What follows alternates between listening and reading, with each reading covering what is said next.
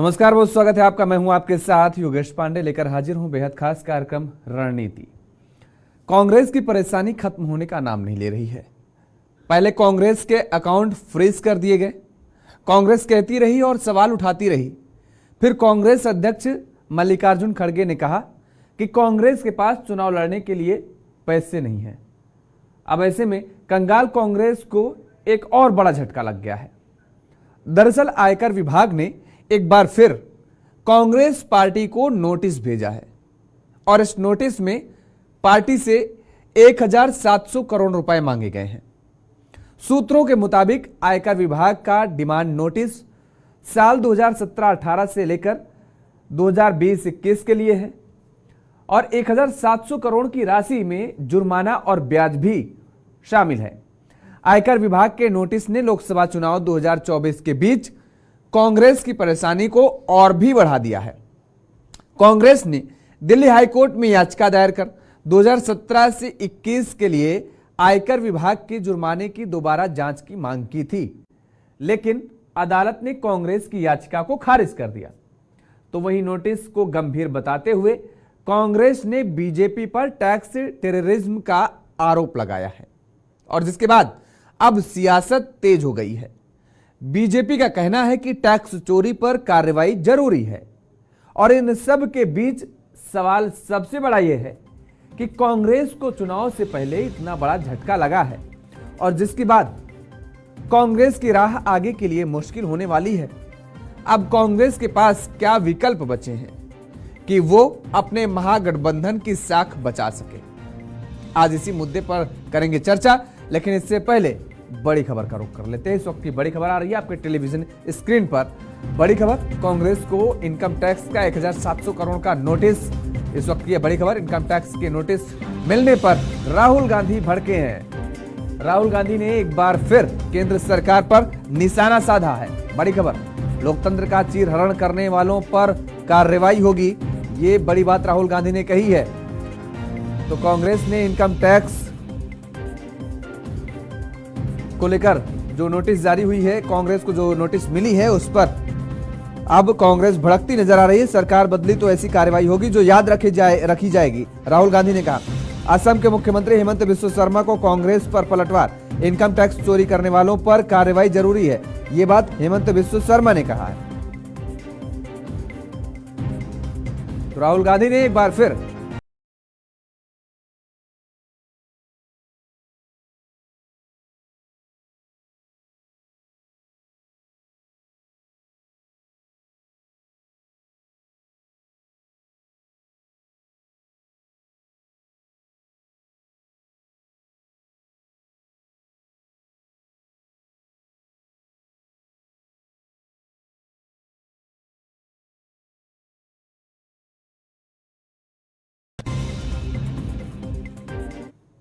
अगर सीबीआई अपना काम करती, ईडी अपना काम करती तो ये नहीं होता। तो उनको ये भी सोचना चाहिए, ये जो सब कर रहे हैं, कि किसी ना किसी दिन बीजेपी की सरकार बदलेगी और फिर कार्रवाई होगी और ऐसी कार्रवाई होगी कि मैं गारंटी कर रहा हूं ये फिर से कभी नहीं होगा। तो उनको भी सोचना चाहिए। हम लोगों को जो नोटिसेज आए हैं, मैंने आपको बताया सीताराम केसरी जी के जमाने के हमारे 1993-94 के नोटिसेज हमारे को आए, सीताराम केसरी जी के जमाने के। और जब नोटिसेज पिछली बार आए थे, डिमांड कल हमारे पास में आया है 53 करोड़ का। सीताराम केसरी जी के जमाने के 53 करोड़ का डिमांड कांग्रेस का 1993-94 का कांग्रेस को आया और टोटल पिछले इसी तरीके से उन लोगों ने 5 सालों का दिया है, 3 सालों का और वो बना रहे हैं। टोटल 1823 करोड़ की डिमांड कांग्रेस पार्टी से करी गई है। 1823 करोड़ का डिमांड इनकम टैक्स ने कांग्रेस पार्टी से किया है। Somebody denied tax to the government, then what he is doing? Basically, he is denying benefit to the poor. The money collected from tax goes to hospital, goes to school, goes to college. So government need tax. Tax cannot be terror. tax and terror are two different words. Tax are most benevolent things because tax money goes for the public welfare. If Congress is not paying tax, that means they are against the welfare activities. They are against the poor. They are against the downtrodden. So notice to the Congress is not tax terrorism, it is tax compliance. तो बयानबाजी आपने सुना कि किस तरीके से कांग्रेस अब Bharatiya Janata party पर हमलावर है और उसका जवाब भी बीजेपी की तरफ से दरअसल असम के मुख्यमंत्री हेमंत बिस्वा शर्मा ने दिया। अब कांग्रेस पर संकट कैसा है, जरा वो आपको दिखाते हैं कि किस तरीके से संकट कांग्रेस पर मंडराता नजर आ रहा है ग्राफिक्स के जरिए। आयकर विभाग का कांग्रेस को नोटिस जारी हुआ है। आयकर विभाग ने नोटिस जारी की है। 2017 और 2020 के लिए डिमांड की गई है आयकर विभाग की तरफ से। विभाग ने पार्टी से 1700 करोड़ रुपए मांगे हैं और 1700 करोड़ की राशि में जुर्माना और ब्याज दोनों शामिल किया गया है। पहले ही वसूल चुका है 135 करोड़ रुपए, यानी 135 करोड़ रुपए आयकर विभाग कांग्रेस से पहले ही वसूल चुका है। 2017 से 18 और 20 से 21 के लिए ये नोटिस जारी की गई है। जानकारी के मुताबिक आईटी नोटिस में जुर्माना ब्याज भी शामिल है। पहले भी हमने बताया आपको कि आयकर विभाग के इस नोटिस में ब्याज और जुर्माना दोनों शामिल किया गया है। तो कांग्रेस टैक्स बकाया की जो केस टाइमलाइन है वो जरा आप समझिए। 13 फरवरी 2024 को आईटी का कांग्रेस को 105 करोड़ रुपए का नोटिस जारी होता है और कांग्रेस पर 210 करोड़ रुपए की पेनाल्टी लगाया जाता है। उसके बाद 16 फरवरी 2024 को कांग्रेस के लिए को आईटी पर अकाउंट फ्रीज करने का आरोप लगाए हैं कांग्रेस ने। 16 फरवरी 2024 को कांग्रेस ने कहा बैंक खाते में 115 करोड़ रखने का आदेश मिला है और 21 फरवरी 2024 को कांग्रेस ने आरोप लगाया कि इनकम टैक्स डिपार्टमेंट ने 65 करोड़ रुपए उनके अकाउंट से निकाल लिए हैं। 8 मार्च 2024 को एटी ने बकाया टैक्स को लेकर कांग्रेस की याचिका खारिज कर दी और 11 मार्च 2024 को टैक्स पेनाल्टी मामले में कांग्रेस ने दिल्ली हाई कोर्ट का दरवाजा खटखटाया और उसके बाद आपको बता दें कि 13 मार्च 2024 को दिल्ली हाई कोर्ट ने कांग्रेस की याचिका को खारिज कर दिया। झटका लगा कांग्रेस को। कांग्रेस को जुलाई 2011 में पहला नोटिस मिला था आयकर विभाग का। जनवरी 2023 में फिर से नोटिस मिला, तब कांग्रेस नींद से जागी और उसके बाद 19 मार्च 2024 को कांग्रेस ने टैक्स रीअसेसमेंट की कार्रवाई के लिए हाईकोर्ट का दरवाजा खटखटाया, हाईकोर्ट का रुख किया और 20 मार्च 2024 को दिल्ली हाईकोर्ट ने कांग्रेस की याचिका का फैसला सुरक्षित रख लिया था। और उसके बाद आपको ये बता दें कि जिस तरह से अब कांग्रेस पर लगातार ये झटके पे झटका लग रहा है, कांग्रेस के लिए कितना बड़ा चुनौतीपूर्ण होगा ये भी हम समझेंगे कि दरअसल कांग्रेस आरोप भी लगा रही है भारतीय जनता पार्टी पर और इनकम टैक्स डिपार्टमेंट पर भी तमाम तरह के आरोप मढ़े जा रहे हैं। दूसरी तरफ भारतीय जनता पार्टी के नेता भी उसका पलटवार कर रहे हैं, जवाब दे रहे हैं और ये कहा जा रहा है कि दरअसल इनकम टैक्स चोरी करने वालों पर कार्रवाई बेहद जरूरी है और ये कार्रवाई वही कार्रवाई हो रही है।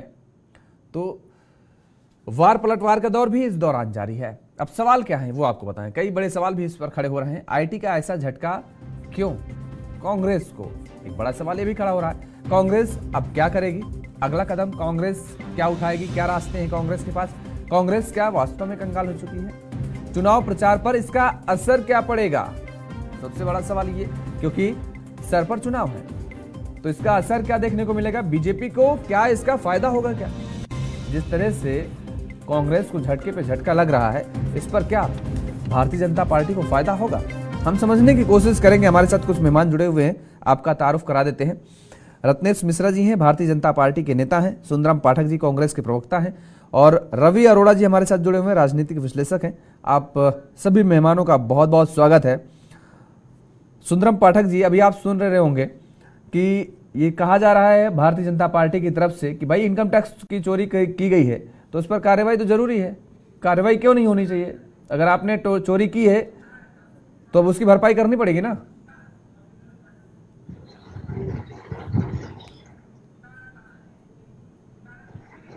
रत्नेश जी, आवाज आ, चलिए ठीक है, रत्नेश जी की आवाज देखिए भाई। सुंदरम रत्नेश जी आपको आवाज मिल रही है? सुंदरम पाठक जी को आवाज, सुंदरम जी आवाज मिल रही है आपको? देखिए सबसे पहले तो आपके और आपके सुंदरम जी आवाज मिल रही है आपको? जी मिल रही है। चलिए, बिल्कुल मिल रही, जी मिल रही है। सुंदरम जी, इनकम टैक्स चोरी करने वालों पर कार्रवाई जरूरी है, भारतीय जनता पार्टी तो यही कह रही है ना, तो इस पर कार्रवाई हो रही है, तो अब हाय तौबा क्यों?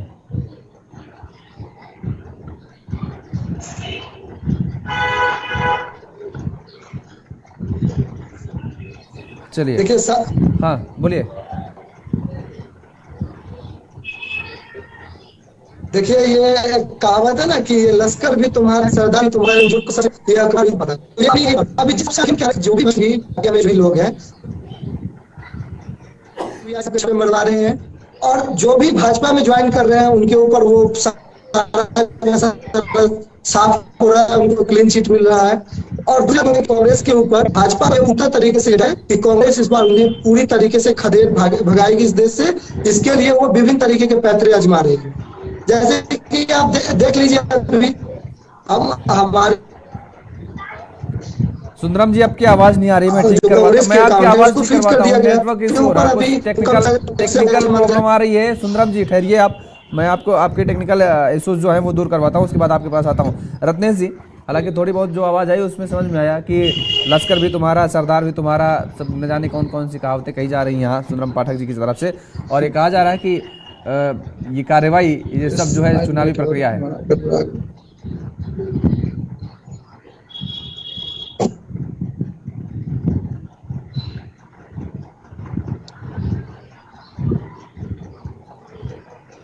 कट गया। चलिए, अब दोनों मेहमानों के पास बाद में आऊंगा, अब रवि अरोड़ा जी का एक बार रुक कर लेते हैं। रवि जी, आप क्या समझ पा रहे हैं फिलहाल? देखिए, जो इस समय देश में चल रहा है, ये गिव एंड टेक है। जो कुदरत एक बात कहती है कि जो आप करोगे उसका फल आपको भुगतना पड़ेगा। जो पिछले कई दशकों तक कांग्रेस लगातार करते रही, आज उसके साथ वैसा ही हो रहा है। और ऐसा नहीं है, देखिए जब हम सीबीआई, ईडी इन सब की बातें करते हैं तो आपको याद होगा जब भारत के प्रधानमंत्री नरेंद्र मोदी को जब गुजरात दंगों के लिए बुलाया गया था तो कई घंटों से तक उनसे पूछताछ होती थी। आज कहीं ना कहीं राहुल गांधी को यही बात याद आ रही है कि लोकतंत्र का चीरहरण हो रहा है। लेकिन मैं पूछना चाहता हूं कि क्या ये इनकम टैक्स डिपार्टमेंट जो पैसा मांग रहा है वो गलत मांग रहा है? अगर यह किसी और पार्टी से होता तो कोई दिक्कत नहीं थी, लेकिन कांग्रेस से मांगा जा रहा है तो इनको दिक्कत हो रही है। जबकि माननीय उच्चतम न्यायालय ने भी टिप्पणी की है कि इस पैसे के लेन देन में पूरी तरह से स्पष्टीकरण नहीं दिया गया है, मतलब कहीं ना कुछ गलत है उसमें, जिसको लेकर पेनल्टी और ब्याज लगाया गया है। और अगर वो पैसा मांग रहा है तो वो डिपार्टमेंट अपनी कार्रवाई कर रहा है। लेकिन कहीं ना कहीं जिस प्रकार से एक खुली मैं चेतावनी राहुल गांधी दे रहे हैं, मैं समझता हूं उनको ऐसी भाषा का इस्तेमाल नहीं करना चाहिए था, क्योंकि आप एजेंसियों पर आरोप ना लगाएं तो ज्यादा अच्छा होगा, बजाय उसके आप जो सामाजिक मुद्दे उनकी बात करें। आप राष्ट्रीय नेता हैं, विपक्षी पार्टी के राष्ट्रीय नेता हैं, और खासकर आप इंडी गठबंधन को लीड कर रहे हैं। आप अगर ऐसे पैसे का रोना रोएंगे तो आपके कार्यकर्ताओं का मनोबल नहीं टूटेगा, बल्कि उन लोगों का भी टूटेगा जो इंडी गठबंधन के अंदर आपके साथ शामिल है। ऐसे में कांग्रेस अपनी स्थिति खुद ज्यादा खराब कर रही है। तो बहुत कुछ समझने वाली बात है कि कांग्रेस को अभी मंथन करना होगा किन शब्दों का इस्तेमाल करना चाहिए, किन का नहीं करना चाहिए। आप पैसे, ठीक है, नोटिस भेजा है इनकम टैक्स ने, वो अपनी कार्रवाई कर रहे हैं, लेकिन ऐसा कांग्रेस भी करती रही है। ऐसा नहीं है कि इतने दशकों तक कांग्रेस ने शासन किया देश के अंदर, उसने भी विपक्षी पार्टियों से ऐसा किया। लेकिन आज कहीं ना कहीं यह टाइमिंग को लेकर थोड़ा सा सवाल उठते हैं, क्योंकि लोकसभा चुनाव सर पर है और ऐसे में पैसे की कमी, उसके अलावा जिस प्रकार से अकाउंट सीज कर दिए गए, तो उसके बाद कहीं ना कहीं कांग्रेस का रोना ठीक है। लेकिन मैं समझता हूं भैया, रवि जी एक सेकंड रुकेंगे आपको। पीसीआर कृपया आंखें खोल लें, जाग जाएं। रवि अरोड़ा जी बीजेपी हैं, कौन है पहले आप ये कंफर्म करिए, और नाम गलत चल रहा है इसको सही करिए। सुंदरम पाठक जी, ये आरोप लग रहे हैं कि दरअसल कांग्रेस में जो भी ये हो रहा है लगातार, ये दरअसल अब कांग्रेस जो आरोप लगा रही है, ये कोई नई परिपाटी नहीं शुरू की गई है। इसके पहले से ये इतिहास में रहा है, कांग्रेस ने भी ऐसा किया है। और फिर अगर आप ये कह रहे हैं कि ठीक है, लश्कर भी तुम्हारा, सरदार भी तुम्हारा, आप ये बता रहे हैं, ये कहावत कह रहे हैं, आप एक सेकंड के लिए मान लीजिए ना, अगर आप गलत हैं, सरकार में बैठे लोग भी गलत हैं, मैं मान लिया, तो क्या आप गलत हैं तो अगर उन पर कार्रवाई नहीं हो रही तो आप पर भी कार्रवाई ना हो? देखिए, सबसे पहले तो हम रवि जी के सवालों का जवाब दे दें कि उन्होंने कहा कि आज कांग्रेस ये रोना रो रही है, तो उन्हें हम बता दें, और ये जो भाषा और मर्यादा भाषा की बात करें कि राहुल गांधी को इस तरीके से चीरहरण वाले शब्दों का प्रयोग न करें। किसी तरीके से ये शब्द हम नहीं मानते हैं कि राहुल जी का गलत है। जब प्रधानमंत्री जी होकर किसी स्टेज से, किसी मंच से ये कह सके कि किसी भी नेता की पत्नी को वो गर्लफ्रेंड है, पूरे शहर की गर्लफ्रेंड है, किसी को जर्सी गाय कह सकते हैं। अरे ये तो हम बयानबाजी पर जाएंगे नहीं, हम सुंदरम जी बयानबाजी पर जाएंगे नहीं, हम बयानबाजी पर जाएंगे ही नहीं। ये बयानबाजी पर चर्चा नहीं हो रही है। योगेश जी, हम चर्चा जी पूरी बात तो हमारे पूर्ण होने दीजिए। मैं आ रहा हूँ, मुद्दे पे ही आ रहा हूँ मैं, एक सेकेंड। हाँ। जब इन्होंने ये शब्द कहा तो क्या अगर राहुल गांधी जी ने जनताओं के लिए, और जो लोकतंत्र अभी खतरे में चल रही है, उस पर उन्होंने कहा कि चीरहरण करने वाले, लोकतंत्र का गलत उपयोग जो करने वाले हैं, उनको हमारी सरकार आएगी तो उनको करारा जवाब देंगे। तो इसमें गलत शब्द क्या उन्होंने कहा? अगर आपको लगता है कि लोकतंत्र खतरे में है, तो भारत की देश की जनता लगातार जिस प्रकार से बीजेपी को 2014 के बाद लगातार मैंडेट दे रही है, ऐसा क्यों है?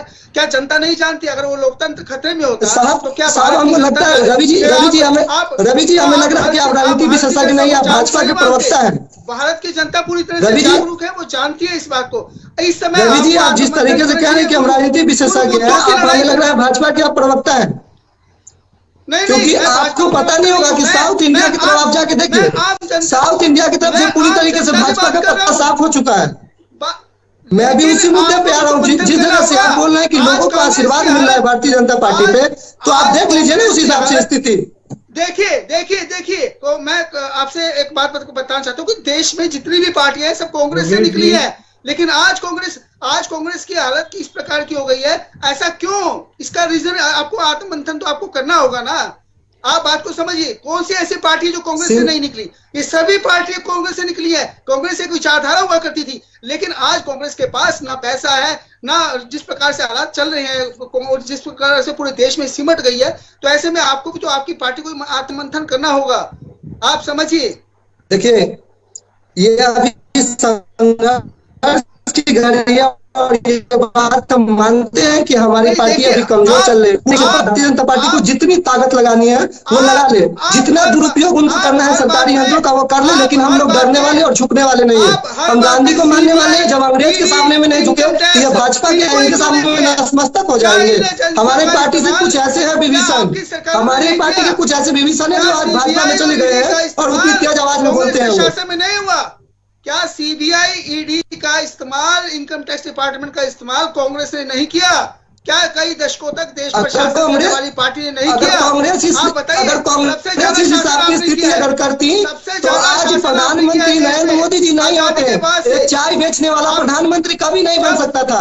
एक चाय बेचने वाला कभी भी प्रधानमंत्री नहीं बन सकता था। यह है कांग्रेस की पावर, यह है लोकतंत्र की ताकत, जिसमें लोग अपनी आवाज को रख सके, और एक चाय बेचने वाला भी प्रधानमंत्री है। एक परिवार, आप किस तरीके से कह रहे हैं कि सीबीआई का दुरुपयोग किया गया? आप बता दीजिए कि कब किया गया सीबीआई का दुरुपयोग? मिट्टी हुई है क्या? उसका नुकसान नहीं हुआ कांग्रेस को? क्या सिर्फ एक परिवार से, गांधी नेहरू परिवार से सिमटे रहने के कारण कांग्रेस को नुकसान नहीं हो रहा? आपको ये बात समझनी होगी। जब तक कांग्रेस के बड़े नेताओं को दरकिनार कर दिया जाता है, राजनीति विशेषज्ञ पूरी तरीके से भाजपा प्रवक्ता वाली भाषा बोल रहे हैं आप राजनीति विशेषज्ञ भाजपा प्रवक्ता वाली बातें कर रहे हैं। आप मनमोहन सिंह जी को नहीं जानते हैं, आप मनमोहन सिंह को नहीं जानते हैं, आप मनमोहन जी को नहीं जानते हैं, आप मनमोहन जी को नहीं जानते हैं। वो प्रधानमंत्री बने ना, वो प्रधानमंत्री बने ना, कांग्रेस से वो प्रधानमंत्री बने ना, मनमोहन जी प्रधानमंत्री बने ना। आप इसका जवाब दीजिए, मनमोहन जी प्रधानमंत्री बने कि नहीं बने?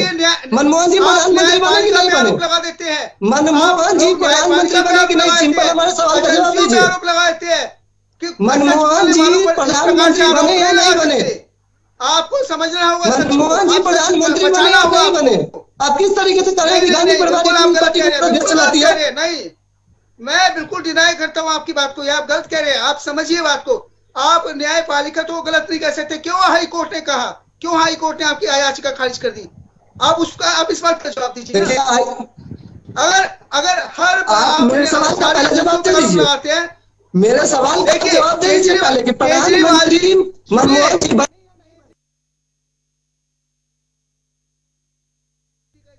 सीबीआई का सारी विपक्षी पार्टी लगाती है। आखिर क्यों ने हाई कोर्ट, सुप्रीम कोर्ट ने उनके जो है मनीष सिसोदिया को जवाब दे दी? आप एजेंसियों पर आरोप लगाना बंद करिए। आप एजेंसियों का इस्तेमाल आप भी करते थे, विपक्ष भी कर रहा है, सरकार भी करती है। अगर क्यों नहीं लगाए, क्यों नहीं लगाए? जिस कंपनियां पे आज जिस बीजेपी कुछ चीज नया पे नहीं कर रही, जिस चीज बीजेपी पे कुछ नया नहीं कर सुनिए, रही, वही कर रही है जो आप करते आए हैं, जो आपने देश को दिया है वही आज आपको रवि मिल जी रहा है। रवि जी आप सुनिए, जिस पार्टियां चंद जो भी लोग थे, जो भी कंपनियां थी, भारतीय जनता पार्टी के यहाँ ईडी सीबीआई का उनका छापा जाता है और भारतीय जनता पार्टी पे को उन्हें टैक्स मिल जाता है, उन्हें चंदा मिल जाता है, फिर उनके ऊपर वो केस खत्म हो जाता है। आखिर ऐसा क्यों होता है? देखिए उस चंदे की डिटेल कोर्ट ने कहा था कि डिटेल उसमें होनी चाहिए, जबकि उसमें डिटेल पूरी तरह से सही नहीं थी, इसीलिए हाई कोर्ट ने खारिज की। आपकी बात सही है कि जुर्माना लगाया गया, पेनल्टी लगाई, पैसे कम थे, लेकिन उसके बाद पेनल्टी बढ़ा के इतनी कर दी गई कि पार्टी दे नहीं सकती, जबकि उसके पास फंड ही नहीं है। इस समय तो कांग्रेस की हालत ये है कि कांग्रेस खुद नेता कह रहे हैं कि पोस्टर बैनर तक के लिए हमारे पास पैसा नहीं है। तो ऐसे में मैं समझ सकता हूँ कि पशुपेश में है पार्टी। रवि जी ठीक है, रोकेंगे। रवि जी आपको रोकेंगे। अब आवाज आ रही मेरी? अब आ रही है आवाज आपको? दोनों लोगों को रोकेंगे। रत्नेश जी, अभी तक शायद आवाज नहीं मिल पा रही थी मेरी आपको। जी जी रत्नेश जी जवाब दीजिए अब आप। जी जी जी हाँ मेरी आवाज जा रही है? जी आ रही प्रॉपर आ रही है। बोलिए आप, बोलिए। योगेश जी, आपको और साथियों को और देश की जनता को मेरी तरफ से जय सिया राम जी। जय सीताराम। योगेश जी, अभी सुंदरम पाठक जी मेरे छोटे भाई हैं, वो राहुल गांधी जी के चीरहरण वाले बयान पे बोल रहे थे, तो मैं बस छोटी सी टिप्पणी करूंगा।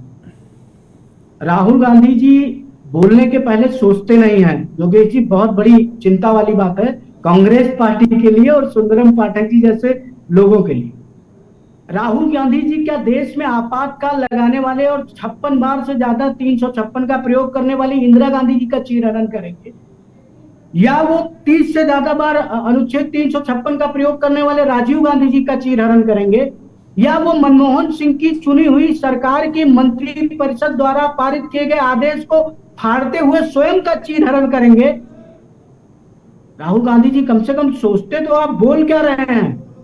आपका इतिहास इतना काला है लोकतांत्रिकों को लेकर कि आप बोलेंगे तो लोग आप ही को सवालों के घेरे में खड़े कर देंगे। दूसरी बात, जो कांग्रेस के प्रवक्ता और कांग्रेस के नेता इल्जाम लगा रहे हैं कि ईडी सीबीआई और संवैधानिक संस्थाओं का दुरुपयोग हो रहा है। हम मानते हैं कि कांग्रेस पार्टी की जो सरकार हुआ करती थी तो वो संस्थाओं का दुरुपयोग करती थी, तो उसको ये भी लगता है कि बीजेपी भी कर रही होगी, लेकिन नहीं।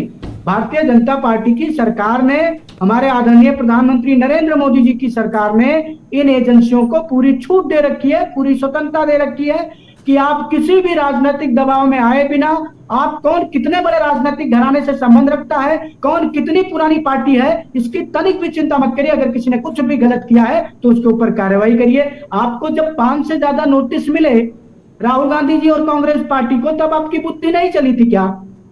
आपको बार बार इनकम टैक्स नोटिस देता रहा कि अपने जो आपका क्या कहते हैं बकाया है वो हमें सूचित कर दीजिए, आपके जो एग्जेम्पशंस हैं उनके बारे में सूचित कर दीजिए, तब आपकी बुद्धि नहीं खुली।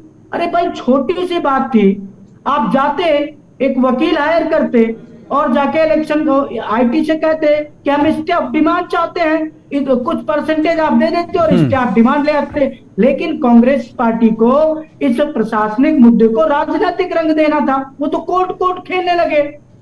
और कोर्ट तो जानता है ना, अब अगर कोर्ट पे भी आप सवाल उठाते हैं फिर तो राहुल गांधी जी आपका बेड़ा पार तो भगवान ही करे, आपका कोई भी क्या कहते हैं आपको कोई भी समझा नहीं सकता। तीसरी बात जो राहुल गांधी जी ने कही कि कांग्रेस पार्टी की जब सरकार आएगी और जब बीजेपी की सरकार जाएगी, योगेश जी मुझे लगता है कि जब तक भारत की जनता नरेंद्र मोदी जी और बीजेपी को वोट करना बंद करेगी तब तक कांग्रेस पार्टी विलुप्त हो चुकी होगी, वो स्वयं ही भारत में नहीं होगी, क्योंकि इनके एक एक नेता करके सब जा रहे हैं, सब छोड़ चुके हैं। अरे भाई, बेवकूफियों को कौन कितना संभालेगा योगेश जी? अच्छा ठीक है, मैं ले लेता हूँ सुंदरम जी से। राजनीतिक नौटंकियां करने के लिए नहीं आए हैं हम, ठीक है, हम आए हैं जनता का मुद्दा उठाने के लिए। ये जनता के बीच जाते नहीं और आके टीवी पे चिल्लाएंगे गलत हो, सुंदरम पाठक जी, और जब कोर्ट जाएंगे तो कोर्ट इनको सुंदरम पाठक जी बहुत छोटी कि भैया आप तो गलत हैं। ठीक है, आप जवाब दीजिए। मैं अपने बड़े भाई रत्नेश जी के सवाल का जी दे रहा हूँ। हाँ। मेरे रत्नेश भाई जी जो है, इससे पहले भी ये हमारे बिहार के ये प्रभारी रह चुके हैं यंग इंडिया के बोर्ड में। और इन्होंने ही मुझे नियुक्त करके प्रवक्ता के लिस्ट में भेजा था। मैं इनका ये आभार व्यक्त भी यहाँ पे कर देता हूँ। और इनसे ही मैं पूछ लूं कि भैया आपको भाजपा क्या ऐसा दे दी जो आप भाजपा ज्वाइन कर लिए कांग्रेस छोड़कर, और आज 6 महीना नहीं हुआ आप मम्मी को बोल रहे हैं आप ही के दिखाए रास्ते पे हम चल रहे हैं और आप आज चले गए आप भाजपा में। ये तो गलत आप किए ना भैया, छोटे भाई को छोड़ दिया भाजपा में चले गए। आपको अभी भी कह रहे हैं आप घर वापसी कर लीजिए, मैं आपको ऑफर कर रहा हूं कि आप पुनः कांग्रेस में आ जाइए। आपके मुंह से ये भाजपा वाली बातें अच्छी नहीं लग रही है हमें। चलिए ठीक है, इस तरीके से ठीक है, कहीं ऐसा ना हो कि रत्नेश जी आपको भी वहीं बुला लें, कहीं ऐसा भी ना हो जाए कि आपको वहीं बुला लें। लेकिन सुंदराम जी एक छोटी सी बात ये है कि ठीक है अगर ये तो मेरा एक छोटा सा कमेंट है, छोटा सा कमेंट है। मैं बहुत धन्यवाद करता हूं कि भाई ने स्वीकार किया कि मैंने पौधों को वहां सींचा है। आप आइए, बड़े भाई के साथ कदम से कदम मिलाकर छोटा भाई चलता है। छोटे भाई का ये धर्म होता है कि वो बड़े भाई के साथ हर जगह खड़ा मिले। आइए, आपका स्वागत करते हैं, आप भी हमारे साथ आइए। स्वागत करते हैं, हम आपके स्वागत को सम्मान करते हैं, लेकिन आपको हम घर वापसी के लिए कह रहे हैं कि आप आ जाइए। ठीक है, ये कौन घर वापसी करेगा, कौन किसको बुला कर जाएगा, ये तो राजनीतिक विषय हो जाएगा, आप लोग आपस में समझिएगा। बहरहाल सुंदराम जी एक छोटा सा सवाल है और बहुत सीधा सा सवाल है। कॉमन मैन होता है, कोई भी बिजनेसमैन होता है, छोटा सा व्यापार होता है उसका, अगर वो इनकम टैक्स सबमिट नहीं करता है, वो सही जानकारी नहीं देता डिपार्टमेंट को, विभाग को, तो उस पर कार्रवाई हो जाती है। और फिर अगर आपकी पार्टी ने कार्रवाई नहीं दिया, न पैसा या जानकारी नहीं दी, सही जानकारी विभाग को, अब कार्रवाई हो रही है, तो इस पर हो हल्ला क्यों, शोर शराबा क्यों? ये तो जेन्युइन है ना, कहना चाहिए हाँ ठीक है, स्वागत करिए कि कार्रवाई ठीक है। देखिए कार्रवाई की समय थी, और मैं चलिए अगर मैं ये कैसे कह दूं कि ये कार्रवाई गलत समय पे की जा रही है। अब विभाग ये समय तय करके आपसे पूछ करके आएगा कि मुझे कब आना है, आप बताइए, आपसे पूछ करके आएगा। अरे साहब सब कुछ आपके हाथ में है, और आप कह रहे हैं कि हमने कुछ नहीं किया, ये तो नहीं होगा ना। अगर आज वही इनकम टैक्स, वही सीबीआई इलेक्ट्रिक बॉन्ड पे क्यों नहीं भारतीय जनता पार्टी से पूछती है कि पुलवामा अटैक के 1 महीने के बाद आपने पाकिस्तान से चंदा क्यों लिया? वही भारतीय जनता पार्टी से क्यों नहीं पूछती है?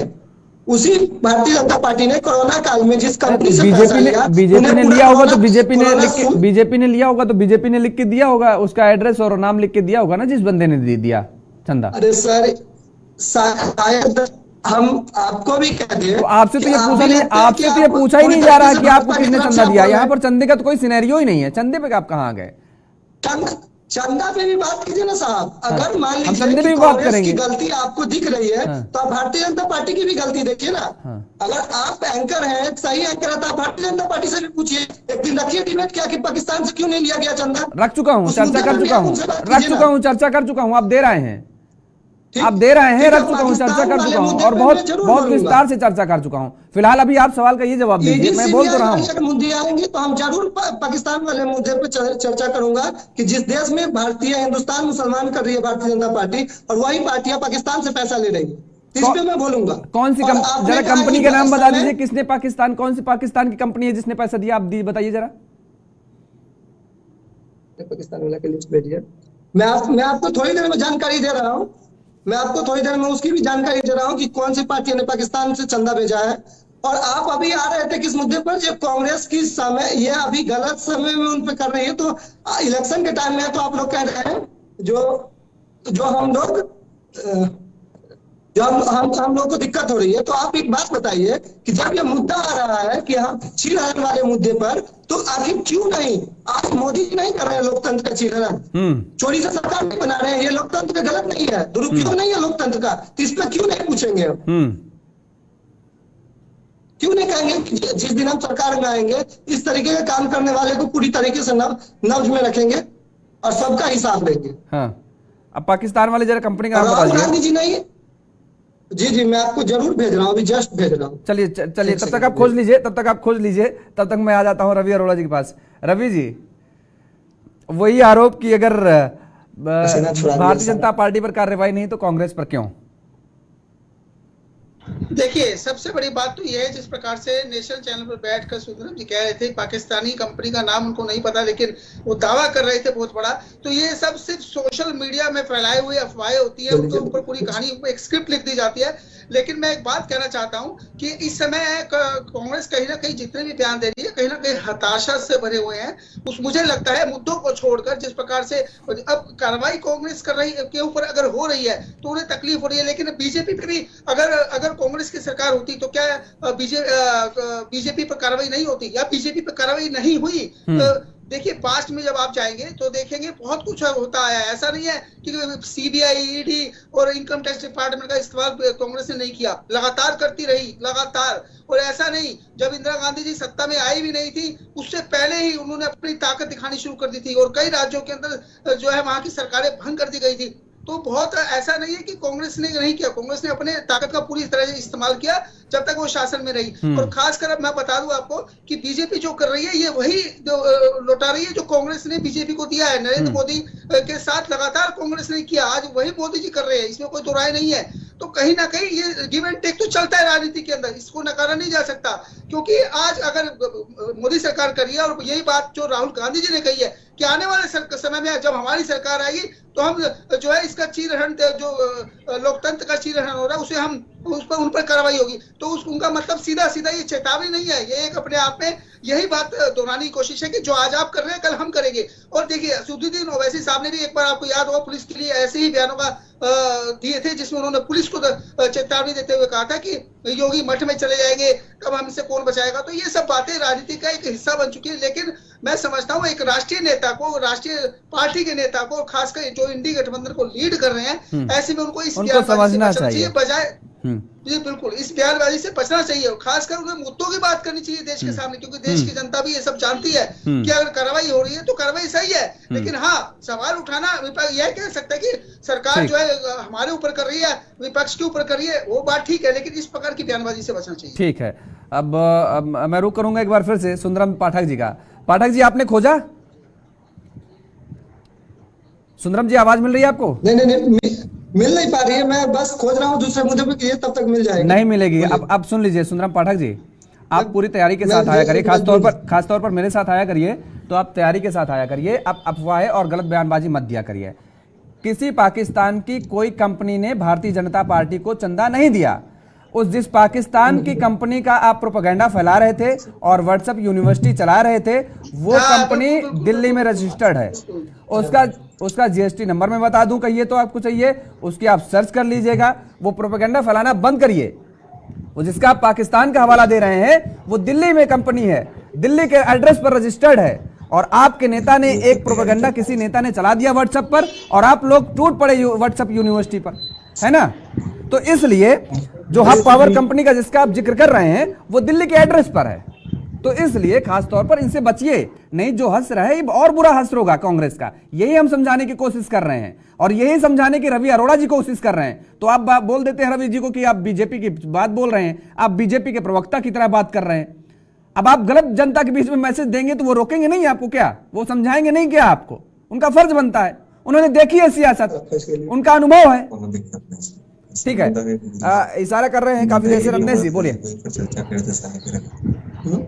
योगेश जी, जो बात मैं कहता था उस कंपनी को लेकर, वो बात आपने स्वयं बता दी, और आशा करता हूं कि सुंदरम भाई अगली बार से पेन पेपर साथ लेके बैठेंगे और बढ़िया से क्या कहते हैं उसे तैयारी करके आएंगे। बिना तैयारी के आएंगे तो आपके लिए, आपके भविष्य के लिए आगे सुंदरम जी खतरे वाली बात। दूसरी बात, जो हमारे कांग्रेस के मित्र कह रहे थे कि साउथ में बीजेपी नहीं है, तो भैया मेरे, जो भारत का दक्षिणी भारत है, वहां पर आपकी पार्टी के 28 एमपी हैं और भारतीय जनता पार्टी के 29 एमपी हैं। जहां आप स्वयं को बताते हैं, मजबूत बताते हैं, वहां आपसे 1 एमपी हमारा ज्यादा है। और अगर हम यही आपको बात बोले कि उत्तर में आपकी हालत क्या है, उत्तर प्रदेश में कितने एमपी आपके? 1। और हमारे कितने हैं? 65।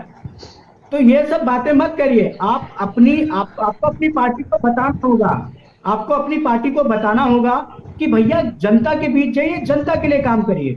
और हम आपको एक चीज और बता दें कि हमारी पार्टी के नेता और हमारे आदरणीय प्रधानमंत्री नरेंद्र मोदी जी ने हम लोगों को एक क्लियर विजन दे दिया है। हम लोग को बता दिया गया है कि आपको 400 से ज्यादा लोकसभा सीटें इस बार जितानी है। आपको प्रभु श्री राम के सौहार्द के संदेश को जन जन तक पहुंचाना है और प्रत्येक बूथ पर जो हमारे आदरणीय प्रधानमंत्री जी और हमारे नेता नरेंद्र मोदी जी ने जो लक्ष्य निर्धारित किया है कि 2019 के वाले चुनाव के बदले इस बार 370 ज्यादा वोट हम डलवाएंगे प्रत्येक बूथ पर, उसके लिए हम लड़ रहे हैं। और भारतीय जनता पार्टी और कांग्रेस में यही एक बहुत ही पतला सा अंतर है। हम लोग लोगों की बात करते हैं, आप परिवारों की बात करते हैं। परिवार की बात करना जिस दिन आप बंद कर देंगे, भारत की जनता आपको स्वीकार कर लेगी। आप बताइए, राहुल गांधी के अलावा आपका प्रधानमंत्री का चेहरा कौन है? राहुल गांधी और सोनिया गांधी के अलावा आपके यहाँ एक इंडिपेंडेंट आइडेंटिटी कौन है? और ये न्याय करने की बात करते हैं, न्याय यात्रा की बात राहुल गांधी जी कहाँ है?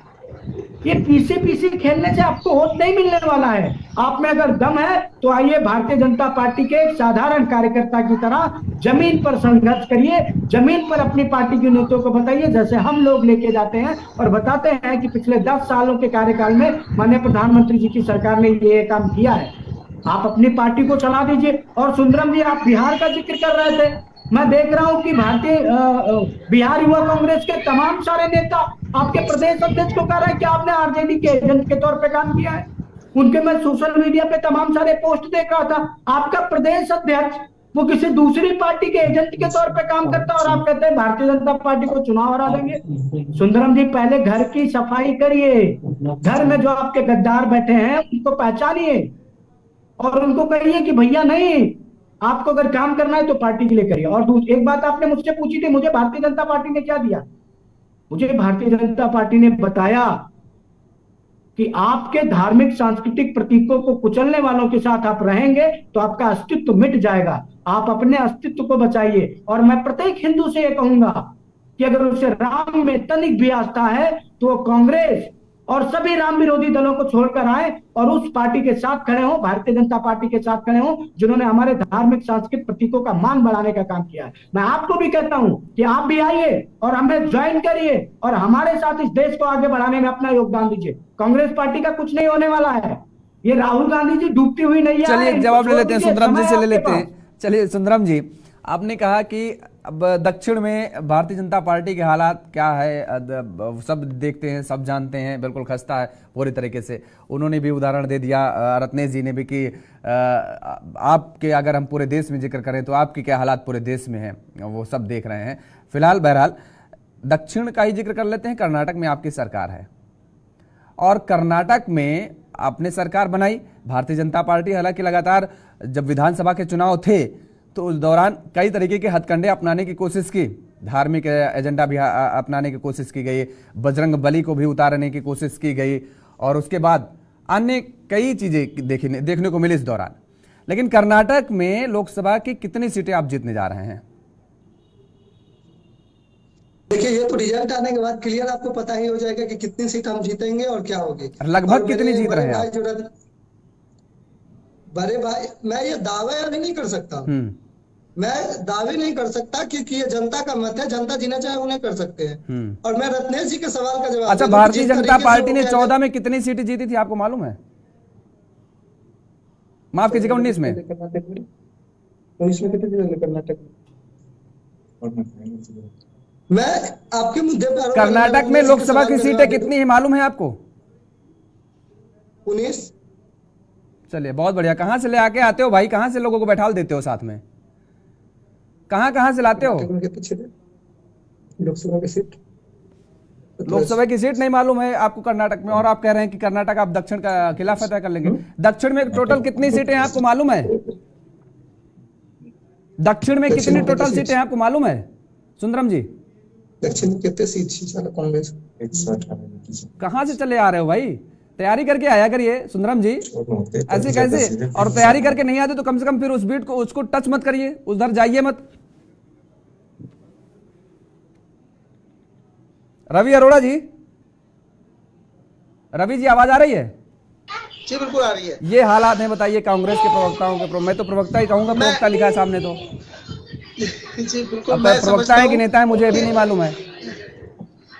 जी, मैं यही बात कहना चाह रहा हूँ कि कांग्रेस और बीजेपी के अंदर यही एक कमी है कि कांग्रेस पूरी तरह से परिवारवाद को लेकर रही है और हमेशा बस उसी परिवार की ही पूरी बातें चलती रहती है। कोई खास मुद्दे जो जमीनी मुद्दे हैं उनसे दूर हटकर आज सीबीआई, ईडी और जो है इनकम टैक्स डिपार्टमेंट पर लगातार उंगलियां उठाने से पहले उनको ये नहीं पता कि ये वही एजेंसियां हैं जिनका गठन करने वाली खुद कांग्रेस थी और इन्हीं के शासनकाल में इनका गठन हुआ था। आज उन पर उंगलियां उठाते हैं और ये अधिकारी कोई 2014 के बाद नहीं आए जो इसमें काम करने वाले, ये वही अधिकारी हैं जो इनके शासनकाल में लगाए गए थे। जितने भी उनके सीनियर अधिकारी हैं सब, जो कि रैंक पढ़ते पढ़ते जो डिपार्टमेंट की जो मेन अधिकारी है वो सब उसी प्रमोशन ले लेकर यहाँ तक पहुंचे हैं। जब उनकी नियुक्ति हुई थी वो कांग्रेस के शासनकाल में हुई थी।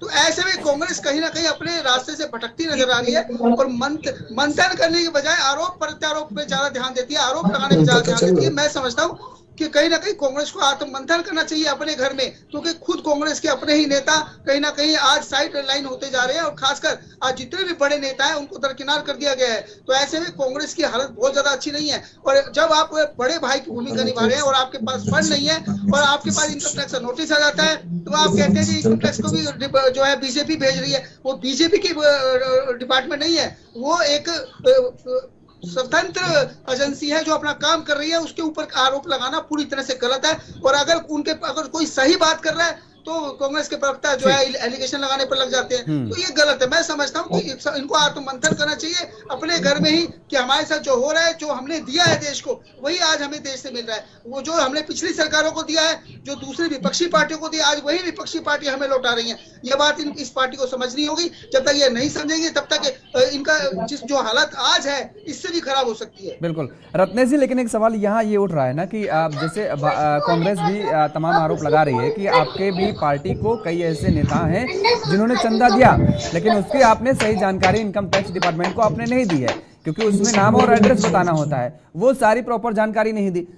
4000 करोड़ लगभग कुछ कांग्रेस की तरफ से दावा किया जा रहा है कि वो टैक्स, वो पेनाल्टी आप पर भी बनती है, उन्होंने कैलकुलेट किया है। तो फिर ये पेनाल्टी आप क्यों नहीं देंगे, ये कार्रवाई आप पर क्यों नहीं होगी? ये कांग्रेस ने प्रेस कॉन्फ्रेंस कर भी जानकारी दी है। योगेश जी, मुझे लगता है कि कांग्रेस पार्टी को प्रेस कॉन्फ्रेंस खेलने से ज्यादा जरूरी है कि अगर उनके पास ऐसे कोई तथ्य हैं तो वो इनकम टैक्स को अवेलेबल कराएं, इनकम टैक्स डिपार्टमेंट को। अगर हमें उससे कोई नोटिस मिलता है तो हम बिल्कुल उसकी जानकारी देंगे। फिलहाल हमें तो नहीं पता है कि हमारी पार्टी को ऐसा कोई मामला है, क्योंकि हमने एक एक चीज को क्लियर करके वहां पे बता दिया है। हमने आईटीआर अपना टाइम टू टाइम फिल किया है भारतीय जनता पार्टी ने। अब कांग्रेस पार्टी क्यों आरोप लगा रही है? हम कांग्रेस पार्टी के प्रति जवाब दे नहीं, हम देश की संवैधानिक संस्थाओं के प्रति जवाब दे हैं। अगर किसी भी प्रकार का ऐसा नोटिस हमको आता है तो हम प्रेस कॉन्फ्रेंस नहीं करेंगे, हम जाके उनको जवाब देंगे। चलिए, आप उसका जवाब देने की बात करें। रवि जी आप माफ कीजिएगा, रवि जी और रत्नेश जी आप भी माफ कीजिए, आपको रुकना पड़ा मुझे क्योंकि समय इजाजत नहीं दे रहा, चर्चा को मुझे विराम देना पड़ रहा है। और आप सभी मेहमानों का बहुत बहुत शुक्रिया, बहुत बहुत धन्यवाद हमारे साथ जुड़ने के लिए और समय देने के लिए। तो लगातार अब कांग्रेस और भारतीय जनता पार्टी आमने सामने नजर आ रही। फिलहाल मेरे साथ इतना ही। खबरों के लिए आप देखते रहिए JK24 न्यूज। नमस्कार।